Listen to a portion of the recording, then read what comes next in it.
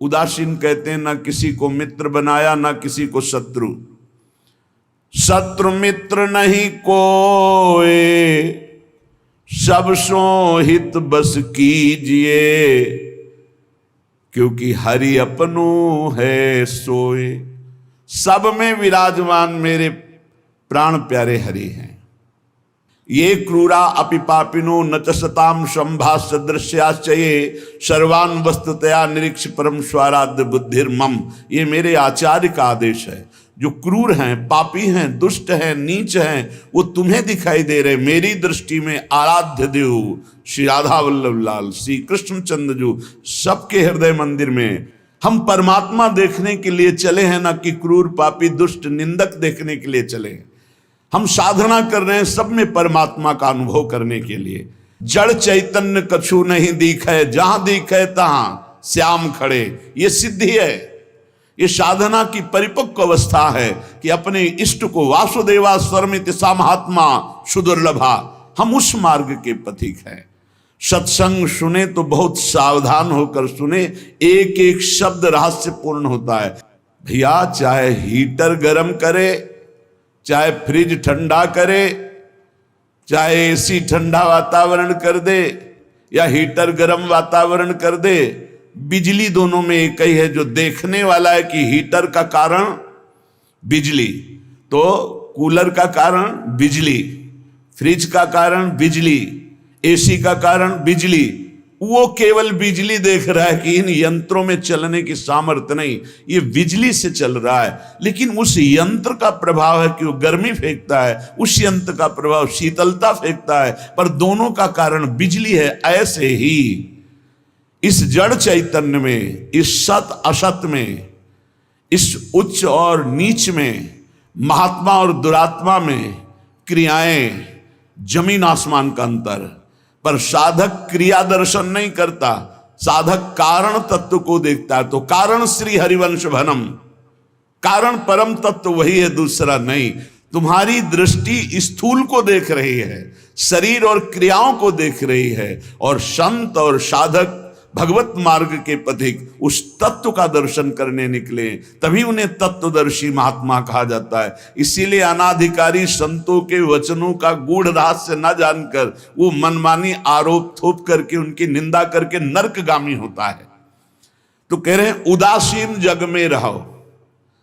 तुमसे कोई मित्रता का व्यवहार करे तो जय जय, और शत्रुता का व्यवहार करे तो जय जय, क्योंकि उसकी मति है। लेकिन मित्र और शत्रु व्यवहार है, लेकिन परमार्थ में नहीं। परमार्थ में वही परमात्म तत्व उसके हृदय में बैठा है, वही परमात्म तत्व मित्र के हृदय में बैठा है। तो उदासीन जग में रहे, शत्रु मित्र नहीं कोय, सबके हित की कीजिए। सबके हित की, सबका मंगल, ये परमार्थ के पथिक।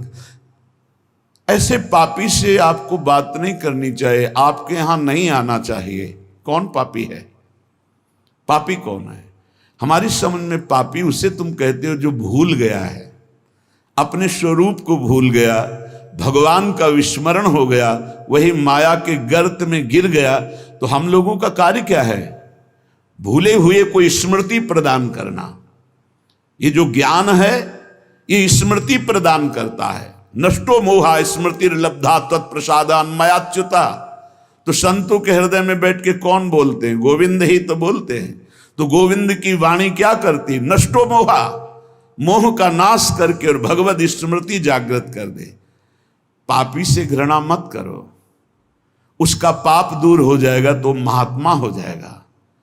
कोई दुरात्मा नहीं है, भूल है, भ्रम है, अज्ञान है, अविद्या है। इसका नाश हो जाए तो महात्मा ही है, वो परमात्मा ही है। यही बात समझने के लिए तो साधना की जाती है। इसलिए ना किसी से द्वेष करो, ना किसी से राग, ना किसी से अपनापन, ना किसी से परायापन। सब में एक श्री भगवान विराजमान है।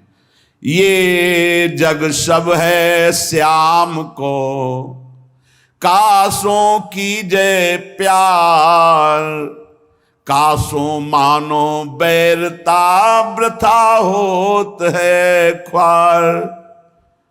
ये सारा संसार स्वयं श्याम सुंदर बने हुए हैं।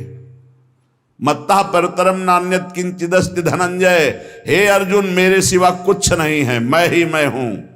तो कह रहे फिर काहे को किसी से बैर करते हो, काहे किसी की निंदा करते हो। वो बैठा मुस्कुरा रहा है सच्चिदानंद की मैं छुपा छुपी का खेल खेल रहा हूं, तू पहचानने चला था, कहां पहचान पाया। मैं इस चादर को ओढ़े हुए जड़ चैतन्य की मैं ही विराजमान हूं, मुझको ढूंढ लो। संत खोजी होते हैं, क्या खोजते हैं, उसी परम तत्व को जो सब में विराजमान है। हरि इच्छा ही मानिए भली बात जो होए, जो बिगड़े सो जीव से ताको डारे धोए। उपासक अपने में कभी अहंकार न करे, जब अच्छे सद्गुण दिखाई दे तो हरि गुरु का प्रसाद है। अपने से गलती हो जाए तो उसे भगवान की इच्छा ना माने, ये हमारा अज्ञान है, ये हमारी गलती, हमारा दोष है, और उस दोष का प्रायश्चित करे, दंड दे, क्षमा ना करे। दूसरों को भले क्षमा कर दे, अपने मन को क्षमा ना करे। जो अपने मन को सब क्षमा करते, सब दूसरों के जरा से दोष को क्षमा नहीं कर सकते, अपने पहाड़ जैसे पाप को भी क्षमा कर देते। यहां सिद्धांत उल्टा है। परमार्थ का पथिक अपने राय भर के भी दोष को पहाड़ के समान मानकर उसका प्रायश्चित करता है, और दूसरे के पहाड़ के समान दोष को भी राय के समान भी नहीं मानता है। ये परमार्थ के पथिक का स्वभाव होता है। हमारे से अच्छा बन गया श्री गुरुदेव की कृपा, श्री लाडली जी की कृपा। बुरा हो गया ये मेरी गलती, मेरी वासना है, ये मेरा अहंकार है कहीं जो मेरे से गलती करवा दिया। यही बात गोस्वामी तुलसीदास जी कहते हैं, गुण तुम्हार समुझे निज दोषा, जय सब भांति तुम्हार भरोसा। सब प्रकार से आपके भरोसे है। जो गुण हैं वो हे हरि आपके प्रदत्त हैं, जो दोष है वो मैंने किया, मैं दोषी हूं। जो बिगड़े सो जीव सो ताको डारे धोए, उसका प्रायश्चित करे। सच्चा साधक कभी क्षमा नहीं करता अपने को, उसको प्रायश्चित गुरुजनों से मिलकर निश्चित करता है। जाओ इतने दिन व्रत रहो, परिक्रमा लगाओ, ये सब दंड मन को मिल रहा है, मन निर्मल होगा। अपने पापों को तो प्रायश्चित नहीं करते, दूसरे की जरा सी गलती को पहाड़ जैसा वर्णन कर देते। ये भगवान के दास नहीं होते, ये भगवत विमुख जन होते हैं। उरहरि पेरक जो करे, जोई सब कुछ होई, जीव आपनो मान सुख, दुख देखे तब रोई। अगर आपके साथ कोई व्यवहार अनुकूल कर रहा है या प्रतिकूल, तो आप क्रिया को मत देखो, अनुकूल प्रतिकूल, कारण तत्व को देखो। हृदय में बैठा हुआ और प्रेरक रघुवंश विभूषण भगवान प्रेरणा कर रहा है। क्यों? क्योंकि मुझे वो अनुकूल प्रतिकूल से ऊपर उठाना चाहता है। इसलिए अनुकूल प्रतिकूल परिस्थिति सांसारिक पुरुष को हर्ष या शोक देती है, लेकिन भक्त को या भगवत मार्ग के पथिक को नहीं, क्योंकि वो कारण तत्व को देखता है। जब प्रभु अपनावे जीव को, तब ये तिरस्कार अपमान निंदा देते हैं। जिसको प्रभु अपना लेते हैं उसके जीवन में ये जरूर कृपा करके आते हैं, तिरस्कार अपमान निंदा। क्यों? क्योंकि इसका एक चिपकाव का स्वभाव है। कोई जरा सा प्यार करे बस वो मान लेता ये मेरा। कोई वस्तु अच्छी लगी, चिपक गया, बस उस वस्तु, इसके बिना मैं नहीं जी सकता। जो वस्तु व्यक्ति स्थान के प्रति ममता है, आसक्ति है, लगाव है, ये तिरस्कार अपमान और निंदा के द्वारा दूर होता है। जब निंदा हुई, तिरस्कार हुआ, अपमान हुआ, जैसे बिल्व मंगल जी का तिरस्कार कर दिया, कट वचन बोले चिंतामणि ने, तो भगवान की तरफ कदम बढ़े। नहीं, जीव का जो मन है वो चिपकू स्वभाव का है, वो आसक्ति, वो ममता, वो राग कर लेता है। जरा सा बोल दे, जरा सा अनुकूल हो जाए तो वो उसी में राजी हो जाता है कि ये मेरा है। प्रभु ऐसा होने नहीं देते। बड़े कृपालु हैं, अपने जन को फंसने नहीं देते, इसलिए वहां से प्रतिकूलता दिलाते हैं, तिरस्कार दिलाते हैं, कटुवचन दिलाते हैं, तो वो फिर चैतन्य होता है। अरे नहीं, इस जगत में कोई नहीं, हरि के सिवा मेरा कोई, फिर हरि की तरफ भागता है। तो कह रहे कि ऐसी भगवान की अहेतुकी कृपा है कि जब जीव को भगवान अपनाते हैं तो तिरस्कार, अपमान, निंदा देते हैं। घबराओ मत, उतना ही देंगे जितने में तुम परिपक्व हो जाओगे। तुम्हारा पतन नहीं हो सकता, तुम इतना दुखी नहीं हो सकते कि परमार्थ छूट जाए। और काटे भव के फंद, चरण कमल में राख हैं श्री वृंदावन चंद्र। वृंदावन चंद्र युगल सरकार ऐसी परिस्थिति बना देंगे आपको। जो सुन रहे हैं बहुत धैर्य से, हो सकता है तुम्हारी वास व्यवस्था कमजोर हो सकता है तुम्हारी भोजन व्यवस्था कमजोर हो सकता है तुम्हारी अर्थ व्यवस्था कमजोर हो। काट लो समय, ये काट लो समय। आगे जो आपको प्राप्त होगा वो इन सब से परे है। नाशवान परिस्थिति, नाशवान धन, नाशवान भोग, इससे परे अविनाशी परम पद मिलेगा। और ये हम विश्वास पूर्वक तुम्हें कह रहे हैं कि भगवान अपने भक्त के योगक्षेम का वहन करते हैं। आप निश्चिंत रहिए, इंतजार करो, ऊबना मत, कैसी भी परिस्थिति हो भागना मत। यहां हर एक को श्री जी देख रहे हैं। जितनी परिस्थिति में तुम्हें वो रख रहे हैं, तुम उसी के लायक हो। लायक का मतलब तुम्हारी अध्यात्म की स्थिति के लिए बहुत जरूरी है। नहीं, मेरी प्रियाजू के पास कुछ कमी नहीं है, वो आप देख रहे हैं, आप स्पष्ट देख रहे हैं, आप समझ नहीं सकते स्थिति को। अगर हम गिरिराज जी जाना चाहते हैं परिक्रमा लगाने, तो हमारे 2-3 ब्रजवासी थे, उनसे जाके कहते दंडवत बाबा गिरिराज जी जाना है ना आपको, क्योंकि 1-2 बार जैसे ये 30 रुपया लीजिए आने जाने का किराया।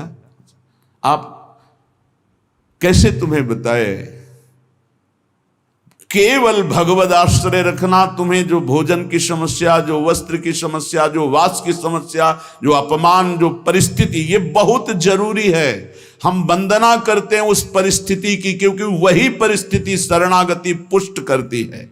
अन्य आश्रय मत ले लेना, अन्य भरोसा मत कर लेना। मेरी लाडली जो डायरेक्ट आपकी व्यवस्था संभाल रही हैं, यहां वही प्रवेश पा रहा जिसे श्री जी देख रही है। पर दुर्भाग्य है कि ऐसी करुणा होने पर भी वो अपराध करता है। वो करुणामयी स्वामिनी के भाव को न जानकर वृंदावन को एक शहर मानता है, और यहाँ आकर होटल में वास करके नाना प्रकार की कुचेष्टाएं करके पाप कमा कर जाता है। मेरी स्वामिनी जी की कृपा की अवहेलना करता है। प्रथम यथामति प्रणवों श्री वृंदावन अति रम्य, श्री राधिका कृपा बिनु सबके मनन गम्य। यहां प्रवेश भी नहीं कर सकते। जब स्वामिनी जी इतनी दयालु आपको कृपा की, आपका सौभाग्य वर्धन के लिए धाम बुलाया, तो यहां आकर थोड़ी तो साधना कर लो। यहां वो कार्य तो मत करो जो तुम्हें नरक ले जाने वाले हैं। वो समझ नहीं पाते हैं। ये कोई वृंदावन धाम है, कोई शहर नहीं, कोई नगर नहीं कि आप पैसे के बल से आए, होटल लिए, मनमानी खान पान, मनमानी भ्रष्टाचार का आचरण, तो तुम्हारी दुर्गति हो जाएगी। धाम को धाम की तरह सेवन करो, नहीं तुम मत आओ। दूर से चिंतन करो, प्रणाम कर लो, इतने में तुम्हारा मंगल हो जाएगा। यहां आओ तो धाम की तरह आओ। पहले तुम इस यहां प्रवेश होने के पहले अपने दिमाग में बैठा लो कि तुम जा कहाँ रहे हो। परम पावन श्री धाम वृंदावन का दर्शन करने। तो यहां दर्शन करो, उपवास करो, भजन करो, नाना प्रकार से भागवती का आचरण करो, परिक्रमा लगाओ, किसी संत की, ब्रजवासी की, गौ की, यहाँ के पशु पक्षी की हाँ सेवा बन जाए। किसी को खवा पिला दिया, चाहे वो पशु पक्षी ही क्यों ना हो, ये सब दिव्य महात्मा है, जीवन धन्य हो जाएगा। श्री जी करुणा करते, हम करुणा का अवहेलना, अपराध कर बैठते हैं। ये बिल्कुल सत्य बात समझिए। इतनी श्री जी की अपार कृपा कि तुम्हें धाम में, पर ये सत्संगहीन जन ये समझ नहीं पाते कि यहां का किया हुआ पाप कहां धोओगे। यहां का किया हुआ पाप वज्र की लीक होता है और वो प्रतिपल पनपता रहता है, ब्याज दर ब्याज, भोगते भोगते कल्प व्यतीत हो जाएंगे, फिर भी यहाँ के पाप से मुक्त नहीं हो पाओगे। हाँ, वही मुक्त हो जाता है जो आश्रित होकर अपने प्राणों का विसर्जन प्रियालाल के शरणागत होकर के धाम में करता है। अगर धाम में अपराध बन जाए तो धाम ही मिटा सकता है। इसलिए आगंतुक वृंदावन में आने वालों को हम प्रणाम करके प्रार्थना करते हैं कि आपका अहोभाग्य, आप वृंदावन आए हो, लेकिन सावधान, कहीं मसाला खा के थूक रहे हो, कहीं दोना पत्तल फेंक रहे हो, कहीं गंदी दृष्टि कर रहे हो, कहीं दूसरे के प्रति दोष दर्शन कर रहे हो, या कहीं मन की विलास इंद्रियों के भोग रहे हो। बहुत सावधान, गलती न बन जाए। यहां से यहां 1 घंटा रुको लेकिन सही ढंग से रुको, यहां 1 दिन रुको लेकिन रहने की पद्धति से। 1 दिन में तुम्हारा श्रीपाद प्रबोधानंद जी का 1 बार वृंदावन आ गया, 1 पुष्प प्रसादी सूंघ लिया, 1 बार बिहारी जी को प्रणाम कर लिया, 1 बार वृंदावन की रज लग गई, अब तुम नरक नहीं जाओगे। तो उल्टा भी इसका है, आप 1 बार वृंदावन में आके पापाचरण कर लिए तो बचोगे नहीं नरक से, क्योंकि ये अमोघ धाम है। उपजाऊ भूमि में चाहे बंबूल का पड़ जाए या गन्ना का पड़ जाए या दाक्षवारा का पड़, वो उपज जाएगी। आप बो क्या रहे हो वृंदावन में आकर? सत्कर्म भगवत भजन या दुष्कर्म पापाचरण। भगवत कृपा सब पर है, तुम्हें मनुष्य बनाया, धाम बुलाया, सत्संग करके दर्शन करके भगवत प्राप्ति का मार्ग पुष्ट कर सकते हो, पर मनमानी आचरण करके अपने जीवन को नष्ट कर सकते हो। इसलिए सावधान, जब जिस पर हरि कृपा करते हैं, हम वंदना करते हैं उस परिस्थिति का जिसमें कोई व्यवस्था ना हो और मन आश्रित हो जाए श्री जी की। ये बहुत बड़ी बात है, ये शायद ही कोई उपासक समझ पाएगा। हम प्रणाम करते हैं और धन्यवाद देते हैं परमात्मा कृपा को, जिस साधक के जीवन में अव्यवस्था हो, विपत्तियां हो, प्रतिकूलता हो और कोई प्यार करने वाला ना हो और केवल एकमात्र प्रियाजू के चरणों का भरोसा आ जाए, यही सबसे बड़ी सिद्धि है।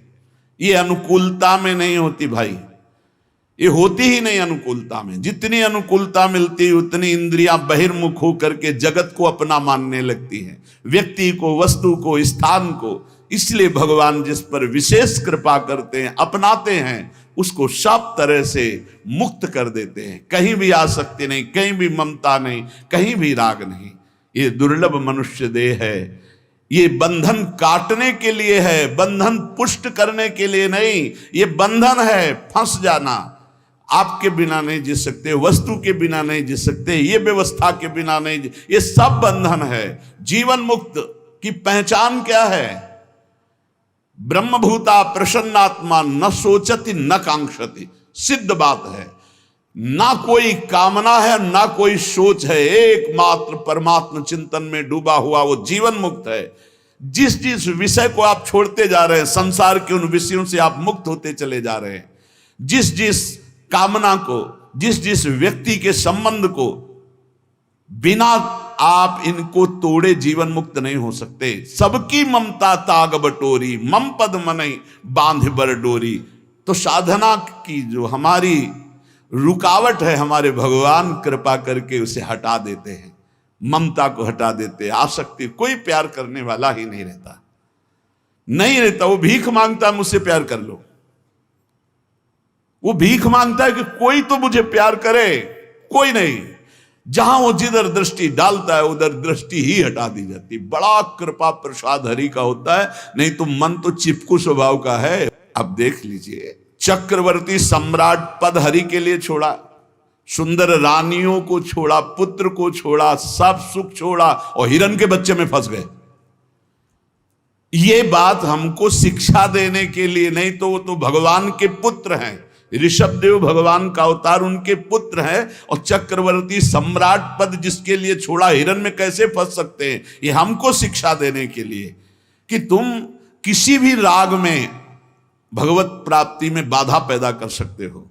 तो भगवान जिस पर कृपा करते हैं वो स्वयं राग से बचा देते हैं। उसे कोई प्यार ही नहीं करता, उसे कोई अपना ही नहीं मानता। अगर वो किसी को अपना मान ले तो ऐसा वहां से कड़ुआहट दी जाती है कि दोबारा उधर अपना मानेगा ही नहीं। वो सीधे भगवान की तरफ चलेगा। ये भगवान की अहेतु की कृपा होती है। श्रीपाद प्रबोधानंद जी महाराज कह रहे, निरस्त त्रैगुण्यम हरिरसद पुण्यम स्वकृपया धरण्यम तो भारतम विमल परमानंद सुघनम इदम वृंदारण्यम बहदतुल माधुर्य सुषमा महावन्यम धन्य सरयति बहुमान्य स्त्री जगताम। तीनों लोकों में सबसे महान धन्य है वो जो तीनों गुणों से परे करके सच्चिदानंद हरि रसदाई श्रीधाम वृंदावन का अखंड वास पा गया। ए भाई, जिनको मिल गया हो तो छोड़ना मत कि पड़ोसी ठीक नहीं है, व्यवस्था ठीक नहीं है, कोई सेवा करने वाला नहीं। एक सोच बनी रहती है उपासकों के अंदर। बहुत पहले की बात है और अब भी वर्तमान में कुछ साधकों में हो सकती है, उसके निवारण के लिए हम प्रार्थना करते हैं। एक बार एक साधक ने कहा कि महाराज जी आप हो तो हमारा जीवन आपके शासन से सही चल रहा है, कल जब आप नहीं होंगे तो आपका शासन नहीं होगा। आज उसका समाधान सबके लिए कह रहे हैं जिन साधकों के अंदर है। आप किसी मनुष्य की शरण में हो क्या?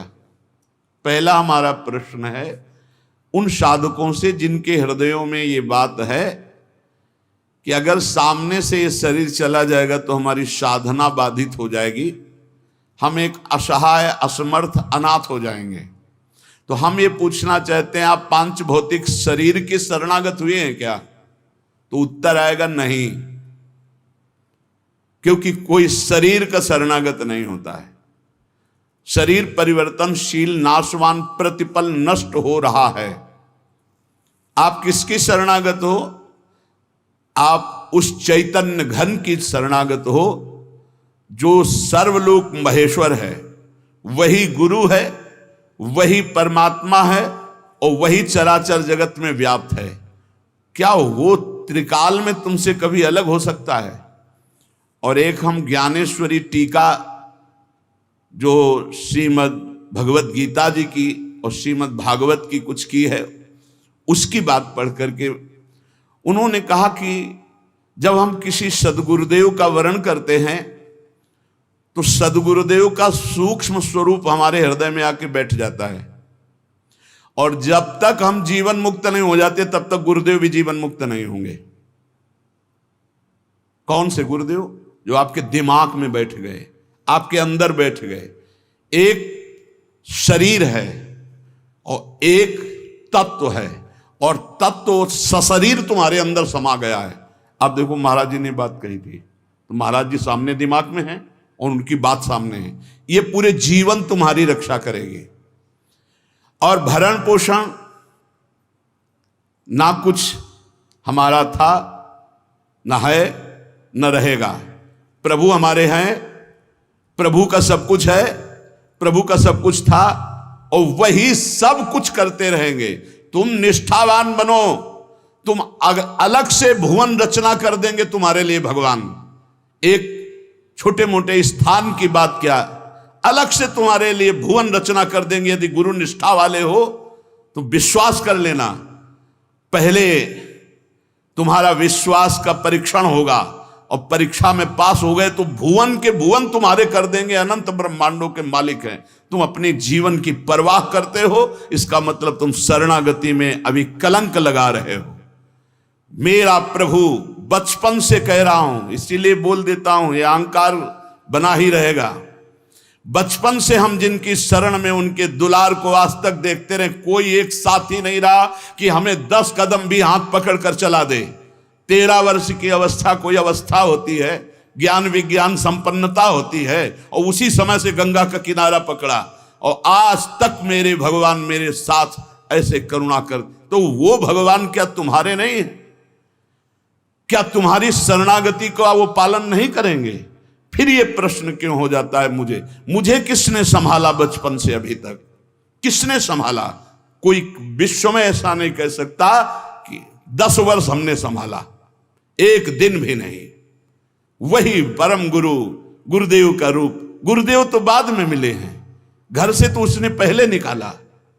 सूक्ष्मता से देखिए, उस जगत गुरु ने घर से निकाला वैराग्य दिला के, उस जगत गुरु ने भ्रमण कराया, फिर गुरु रूप से मिले, फिर हमको सतमार्ग में चलाया, फिर अंतर ध्यान हो गए, फिर सदगुरु रूप से आगे मिले, फिर पला, फिर सदगुरु रूप से आगे, वो आगे आगे बढ़ता चला जा रहा है। वही परमात्मा तत्व। वो क्या तुम्हारा नहीं है? तुम निर्भय निश्चिंत नहीं? अरे तुम शरणागत हो, चल के तो दिखा एक कदम विपरीत। अगर थोड़ी भी शरणागत हो गए तो एक कदम तो विपरीत नहीं चल सकता जीवन में, यदि शरणागत है। और जो शरणागत है तो माया मां की तरह दुलार करती है, मां की तरह। हमारी बात को समझ लेना, माया उनको विघ्न डालती है जो सूरवीर हो करके माया को जीतना चाहते हैं, और जो माया को मां मानते हैं, मां की तरह दुलार करती हो, भगवान को प्राप्त हो जाते हैं। माया कभी बाधा नहीं पहुंचाती। इसीलिए हरिदासों में कहीं भी माया का प्रभाव नहीं देखा जाता। वो तब होगा जब कीन हो इस कबहू अभिमाना, शोक होवंचा कृपा निधाना। अगर अभिमान रहित होकर दैन्य भगवान की शरण में, तो माया है ही नहीं, वो मां है। देखो सियाजू के लिए क्या कह रहे हैं रघुनाथ जी मनु जी से, आदि शक्ति जय जग उपजाया सो अवतरी मोरिया माया। वही हमारी जननी है, वही हमारे सर्वस्व हैं। वो पालन पोषण करके भगवान से मिला देती, वो श्रृंगार करके भक्ति का भगवान से मिला देती। बाधा तब पहुंचती जब अहंकार होता है और माया पर विजय प्राप्त करने की बात होती, तब प्रश्न खड़ा हो जाता है। और जब भगवान के अधीन हो जाते हैं तो माया मां की तरह दुलार करती हुई भगवत प्राप्ति करा देती है।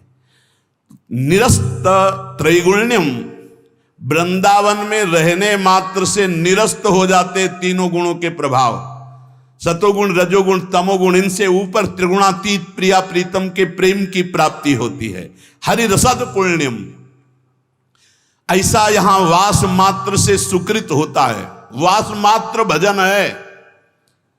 हमारी बात को बांध लो, कुछ भजन ना हो तो भी पड़े रहोगे तो तुम्हारा सच्चा भजन भगवत प्राप्ति करा देगा। यह सच्चा भजन होगा।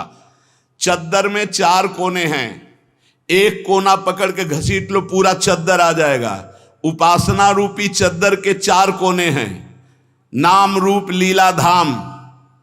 हम नाम निरंतर नहीं जप पा रहे, रूप का ध्यान नहीं बन रहा है, लीला का चिंतन नहीं बन रहा है, लेकिन धाम का अखंड वास कर रहे हैं तो एक कोना पकड़ लिया जोर से, पूरी उपासना आ जाएगी। नाम रूप लीला धाम एक पकड़ लो। कोई आप दूर रहते हैं, धाम वास नहीं करते, निरंतर नाम का चिंतन और धाम का आश्रय, पूरी उपासना जागृत हो जाएगी। आप प्रभु की सेवा में लगे, प्रभु का नाम जप कर रहे हैं, अपने कर्तव्य का पालन कर रहे हैं, अंततो गत्वा आपको भगवान की प्राप्ति निश्चित होगी। कोई एक पकड़ लो। श्रीपाद कह रहे हैं, अतुलनीय महामाधुर्य सुख सार प्रदान करने वाला, तीनों गुणों को निरस्त करके हरिरस प्रदान करने वाला, वो महाभाग्यशाली है, त्रिभुवन में वंदनीय है, जो श्रीधाम वृंदावन का अखंड वास स्वीकार कर लिया। ये बड़ी दुर्लभ बात है। अखंड वृंदावन वास करते हुए बस वृंदावन बसिकै इतनो बड़ो सयान, और जुगल चरण के भजन भी निमिष न दीजय जान। जब प्रियालाल ने इतनी कृपा कर दी तो हमसे चूक कैसे हो जाएगी। हम हर समय श्यामा श्याम का सुमिरन करें। सांद्रानंदाब्धि मध्य लसति रसमयम चिन्मणि द्वीप मेकम। देखो तुम तो महिमा सुन रहे हो, अनजाने में यदि हम भगवान के स्वरूप, भगवान की नाम, भगवान की महिमा को स्वीकार कर ले तो हम अनजाने, लेकिन भगवान तो सर्वज्ञ हैं।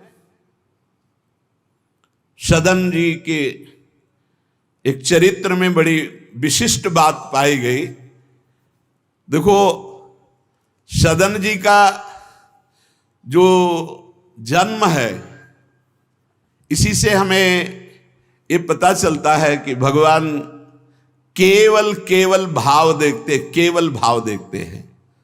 सदन कसाई ताकि नीकी कसियाई, जैसे बाराबानी सोने की कसौटी कसियाई है। जीव को न बध करें, एपे कुलाचार ढरें, बेचे मांस लाए प्रीति हरि सो लगाई है। गंडकी को सुत बिन जाने, तासों तोल्यो करे, भरे दृग साधु आनि पूजे पे न भाई है। कही निस सुपने में वाही ठोर मुंह को देवो, सुनो गुण गान रीझो ही की सच्चाई है। सदन जी का जन्म कहाँ हुआ? कसाई कुल में, जहां पशुओं का वध करना एक स्वाभाविक वृत्ति है, निंदनीय। निंदनीय, किसी भी जीव की हिंसा करना निंदनीय कार्य है।